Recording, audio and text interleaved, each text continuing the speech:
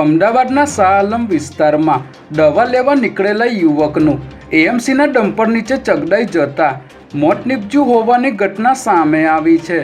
જેમાં દાણીલીમડા વિસ્તારમાં કલંદરી મસ્જિદ પાસે રહેતો અમન શેખ શાહ આલમ ખાતે ડાયાબિટીસની દવા લેવા માટે મોપેડ લઈને નીકળ્યો હતો, ત્યારે મ્યુનિસિપલ કોર્પોરેશનનું સફાઈનું ડમ્પર પૂર ઝડપે આવ્યું હતું અને આ યુવકને ટક્કર મારતા તેનું માથું અને શરીરનો ભાગ છૂંદાઈ જતા ઘટના સ્થળે તેનું મોત નીપજ્યું હતું।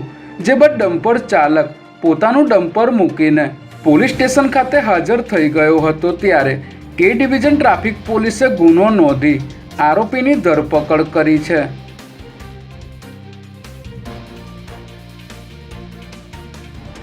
અમદાવાદની દસક્રોઈની મામલતદાર કચેરીનો કોમ્પ્યુટર ઓપરેટર જમીન હક કમી કરવાની અરજીની નોંધ પ્રમાણિત કરવા 15,000 રૂપિયાની લાંચ લેતા રંગે હાથ ઝડપાઈ ગયો છે। અમદાવાદમાં રહેતા એક વ્યક્તિએ જમીન હક કમી કરવા દસક્રોઈ મામલતદાર કચેરીમાં અરજી કરી હતી, જેથી કચેરીમાં નોંધણીની કામગીરી કરતા કોમ્પ્યુટર ઓપરેટર પગાર બારોટે નોંધ પ્રમાણિત કરવા બદલ 25,000 રૂપિયાની લાંચ માંગી હતી, ત્યારે ફરિયાદીએ એસીબીનો સંપર્ક કરી ફરિયાદ આપતા એસીબીની ટીમે છટકું ગોઠવી દસક્રોઈ મામલતદાર કચેરી ખાતે જ પગાર બારોટને 15,000 રૂપિયાની લાંચ લેતા રંગે હાથ ઝડપી લીધો હતો।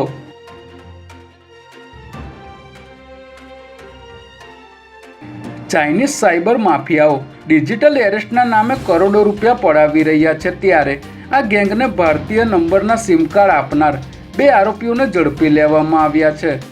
4 જૂનથી 27મી જૂન દરમિયાન અમદાવાદના એક આધેડને ડિજિટલ એરેસ્ટ કરીને ચાઇનીઝ ગેંગે 86 લાખ પડાવ્યા હતા।